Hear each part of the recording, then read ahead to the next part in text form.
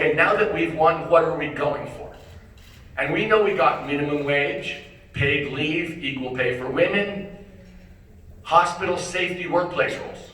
So we were sitting in that room going, what are we going for? Are we going for right to work? I mean, the job is not done in Nevada. But this is actually what we have to do on a national level. I have a really simple reason I'm running. Corporations have bought the government. They own the government. Every problem we have, you sit there and go like, how could we have this level of gun violence? How could we pay paying this much for healthcare? Why do we never have any, climate legislation? There is a company on the other side making a ton of money from our broken system at the expense of the American people. And in particular, there has been a 40-year organized, successful war on working people and organized labor. That is a huge fact of what these corporations have been doing. And you can see that the way the money is split up in this country, all of the money's gone to the rich people. All of them. And they've cut, Mr. Trump is the worst. That tax giveaway to rich people and corporations of $1 trillion was exactly in the Republican playbook. And they're now saying, of course, we're going to have to come after entitlements because we have a big budget deficit. You always knew that was the second step. It's always the Republican two-step. So I'm running to break the corporate stranglehold on our government. That's why I'm running for president, literally. So, I want to say, I would roll back every tax giveaway to rich people and corporations. I proposed a wealth tax for over a year and a half. Long before I was running for president, I said, this is ridiculous and wrong. And I've also said, I would treat investment income at the exact same tax rates as earned income. And if we do that, I will give a 10% tax reduction to every single person in this room, to 95% of Americans, just by making people pay the same rate on investment income as they do when you get up in the morning and go to work. Why would that be different? Everyone will get a 10%. Really, there will be money left over. There's something that's gone on in our system that's hard to believe when you see, okay, I'm going to wrap this up. 2 last points. Climate. I'm a climate bug, #1 priority. The biggest union job program in the history of the United States is rebuilding this country for climate. An outside economist looked at our numbers and said, if you do this, you will have the highest union percentage in the workplace since 1945. Climate, work. Secondly, Mr. Trump's running on the economy. Listen to him every single day. The Democrat has to beat Mr. Trump on the one thing he says he has going for him, which is his economic expertise. I actually built a business over 30 years. I know I have forgotten more about economics than Mr. Trump will ever know. He's a fake.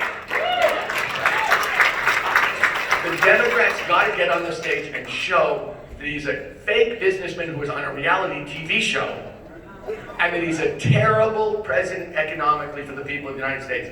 And I can do that. Thank you very much.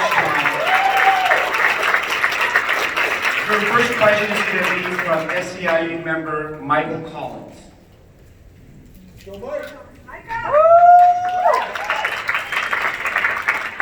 morning, Mr. Steyer. Good morning, and call me Tom. Everybody does. Okay, good morning, Tom, and thank you for coming. And that's a nice belt you're wearing. So, again, my name is Michael Collins. I'm a registered nurse. I work at University Medical Center here in Las Vegas.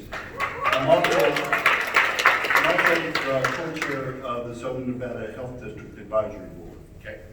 And last month, I joined Jane Fonda and 132 of my closest friends. We went to jail in Washington, D.C. for 5 years.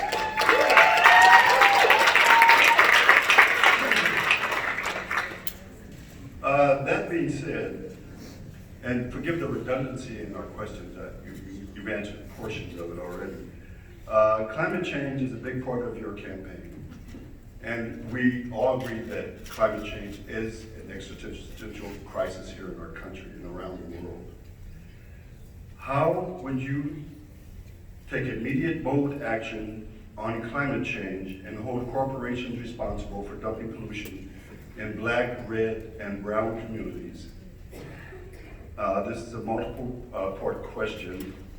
Will your campaign accept money from the fossil fuel industry? And will you support the creation of good union jobs and climate transition that protects the interest of workers?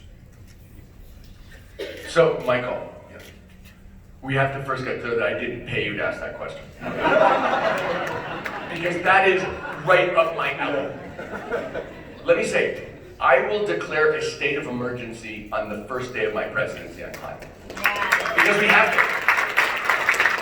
And I will use that state of emergency and the emergency power of the presidency to change the way we generate and use energy. We'll have, I was the person behind question 6, which is 50% clean energy in Nevada by 2030. We will put in rules like that immediately. We will put in rules about what kind of cars people can produce. We will put in rules about how energy efficient buildings have to be. Every one of these is a huge job creator, just to be clear. But our climate plan is called a justice-based climate plan because every single time I've worked on energy, climate, poison, pollution, environment, I start in the communities where you can't breathe without getting sick, getting asthma, and in my home state of California, there are communities with a 92% rate of childhood asthma. And the communities where you can't mix up a pitcher of lemonade from the tap without getting sick. I've been to Flint, Michigan. I've been to Denmark, South Carolina. I've been up and down the San Joaquin Valley to East Porterville, where you can't drink the water that comes out of the tap. Every one of these is a black and brown community. It's not a fluke. I mean, I could tell you the stories of how this happened, but judgments were made. I personally worked with activists in Oxnard to prevent what I hope is the last fossil fuel plant ever proposed in California that was going into a low-income Latino neighborhood, absolutely unnecessary because they thought they could get away with it. And it had been basically green-lighted in the state, and we managed to stop it. So, let me say, if you start with environmental justice and the leadership from the people in those communities, you handle climate just fine. But you have to start there. And so when people ask me, just so you know, Michael, who do I respect in the environmental movement? People always ask you, who would you look for in this or that? Okay, in California, probably the person who I've worked with the closest is a guy named Eduardo Garcia. State legislature from Coachella, probably the poorest district in California, overwhelmingly Latino. They qualify for Doctors Without Borders. We have worked together on every climate bill. He absolutely gets it, but he does it from the standpoint of environmental justice for the people who live in his community, who have asthma, who need jobs, who can't drink the water. So that's one. 2, there is a brilliant environmental justice person in South Carolina named Harold Mitchell, whose family was literally poisoned by a chemical plant that was right next to their house. Harold has a 20-year project called the Regenesis Project, which mixes work, health, environment in this 20-year fantastic project. Harold Mitchell is brilliant. Is he the person who people talk about in Washington, D.C.? Hell no. They've never heard of Harold Mitchell.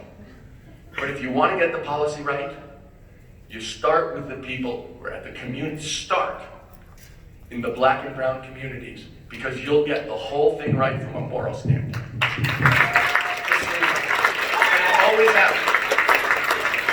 And as I said, this is the biggest union job program in the history of America.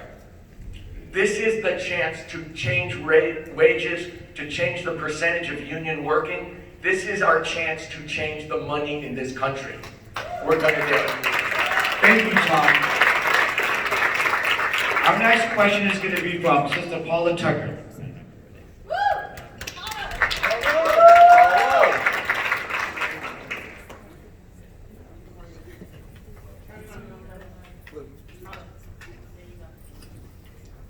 Good morning, Mr. Steyer. My name is Paula Tucker, and I'm a Family Self-Sufficiency Coordinator from the Southern Nevada Regional Housing Authority. Every day, I work to help Nevadans find decent and affordable housing, which is a growing problem everywhere in the country. Cost of living is going up, wages are staying the same, and it's getting harder for people in communities of color to make ends meet. I'd like to ask you what you think about how racism and the economy are connected, and 3 ways you would try to address the problem. So Paula, let me start by saying, please call me Tom. I'm down to begging here. Let me say this, and I've said this consistently.